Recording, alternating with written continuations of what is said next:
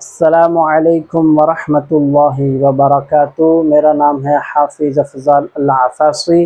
آپ دیکھ رہے ہیں میرا یوٹیوب چینل حافظ افضال العفاصی تلاوت۔ قرآن پاک تجوید کے سبق نمبر 16 کے اندر ہم آپ کو خوش آمدید کہتے ہیں۔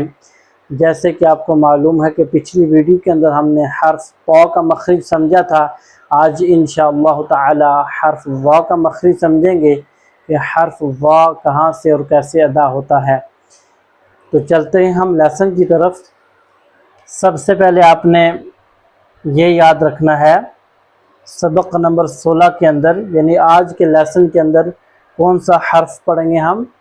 حرف وا۔ اس حرف کو ہم نے ہمیشہ موٹا پڑھنا ہے۔ پورے قرآن مجید کے اندر کیا کرنا ہے؟ اس کو ہمیشہ موٹا پڑھنا ہے۔ زبر زیر پیش ہو یا کھڑی زبر ہو تو ہم اس کو کیا کریں گے؟ ہمیشہ موٹا پڑھنا ہے، ٹھیک ہے؟ اور اس کا مخرج کچھ اس طرح ہے، زبان کا سر جس طرح میں نے آپ کو حرف سا کا اور رال کا مخرج بتایا تھا، سیم مخرج اسی طرح حرف وا کا بھی ہے، یعنی زبان کا سر اور اوپر کے دونوں دانتوں کے اندرونی کنارے جڑ کے ساتھ اپنے زبان کا سر لگانا، ٹھیک ہے؟ یہ دانتوں کے پیچھے والی جگہ، اوپر کے جو دو دانت ہیں۔ جس طرح میں نے حرف رال کا مخرج آپ کو بتایا تھا، سیم سا، رال اور وا، یہ تینوں حرف ایک ہی جگہ سے ادا ہوتے ہیں لیکن آواز الگ الگ ہے۔ جس طرح رال کو ہم نے باریک پڑھا، سا کو بھی باریک پڑھا، لیکن اس حرف کو کیا کیا؟ اس حرف کو ہم نے موٹا پڑھنا ہے، بھاری آواز کے ساتھ پڑھنا ہے تاکہ تلفظ اچھی طرح ادا ہو جائے۔ کچھ لوگ اس کو پڑھتے ہیں زوا، زوا، ٹھیک ہے؟ کچھ زوا، کچھ بھی پڑھتے ہیں زو، زو۔ تو یہ جو ساؤنڈ زا، یہ سختی والی جو آواز ہوتی ہے، اس کو بالکل بھی نہیں آنا چاہیے، ٹھیک ہے؟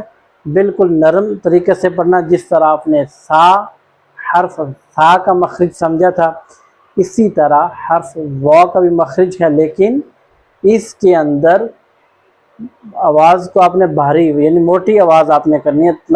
لفظ کو کیا کرنا ہے؟ اس حرف کو موٹا پڑھنا ہے۔ کس طرح؟ وہ، وہ، وہ، ٹھیک ہے؟ یہ نہ ہو کہ آپ اس کو ووا پڑھ رہے ہیں، ووا، ووا، یہ غلط۔ واؤ کی آواز بالکل بھی نہیں آنی چاہیے، بس ہلکا سا اتنا اس کو اتنا مشکل سمجھ لے کہ آپ اتنا کہ بہت زیادہ مشکل ہے، یہ غلط ہو جائے، ایسا ہو جائے، اتنا مشکل بالکل بھی نہیں ہے، آسان سا حرف ہے، لیکن اس کے اندر سختی نہیں کرنی، صرف اس کو نرم کر کے موٹے بھاری آواز کے ساتھ پڑھنا ہے، بس وہ، وہ، ٹھیک ہے؟ اب اس کو ہم پڑھتے ہیں زبر زیر پیش کے ساتھ۔ یہ ہے جی اب،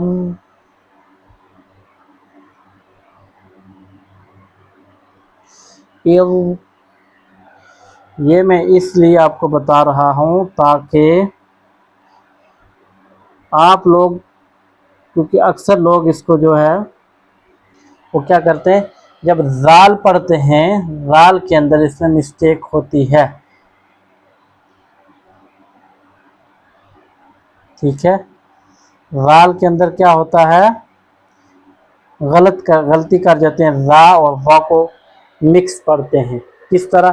او، اس کے اندر کیا ہم نے کیا کہ لفظ کو موٹا پڑھا، یعنی اس حرف کو او، او، یعنی او، ایسا قلقلہ والا حرف نہیں ہے، او ایسا نہیں پڑھنا، او، بس اتنی سی بات۔ رال کے اندر کیا ہے؟ باریک آواز، رال کو باریک، ار، او، ار، فرق آنا چاہیے، لہٰذا آپ نے اس طرح آوزو، یہ بھی غلط ہو جائے۔ واؤ کی آواز بھی نہیں آنی چاہیے، سختی بھی نہیں ہونی چاہیے، بھاری آواز کے ساتھ پڑھنے والا حرف ہے، یعنی اس کو ہمیشہ موٹا پڑھیں گے پورے قرآن مجید کے اندر۔ اور رال کو کیا پڑھیں گے؟ ہمیشہ باریک پڑھیں گے، نرمی کے ساتھ پڑھیں گے۔ اب نرمی کے ساتھ یہ بھی، رال بھی نرمی کے ساتھ پڑھا جاتا ہے اور وا بھی، لیکن ان میں فرق کس طرح کریں گے؟ وا کو موٹا پڑھیں گے اور رال کو باریک پڑھیں گے، ٹھیک ہے؟ اب، ار، او، ار، उद फ़र्क, ठीक है, ये फ़र्क आना चाहिए।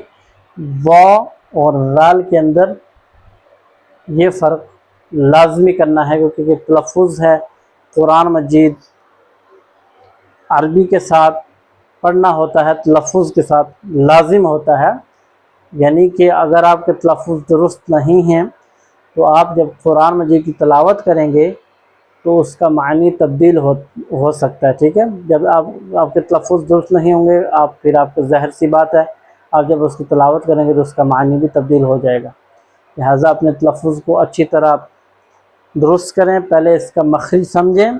सबसे अव्वलीन बात ये होती है कि मखरिज समझें। मखरिज यानी कौन सी जगह से ये वाला हर्फ अदा होता है, जो मैं आपको बता चुका हूँ पिछली वीडियो के अंदर। यानी बा, ता, सा, जीम, हा, खौ, जितने भी हर्फ मैंने आपको बताए हैं, इनका सबसे पहले आपने क्या करना है, मखरिज समझना। मखरिज कहते हैं कि हर्फ को कहाँ से अदा करें, किस जगह से, ठीक है। हर्फ की अदायगी की जगह क्या है, वो आपको जब मालूम होगी, उसी तरह आप प्रैक्टिस करेंगे तो आपके तलफ़ुज़ दुरुस्त हो जाएंगे इंशाअल्लाह ताला। तो मिलते हैं एक नेक्स्ट वीडियो में, तब तक के लिए मुझे इजाज़त दे दें। वस्सलामु अलैकुम व रहमतुल्लाहि व बरकातुहू।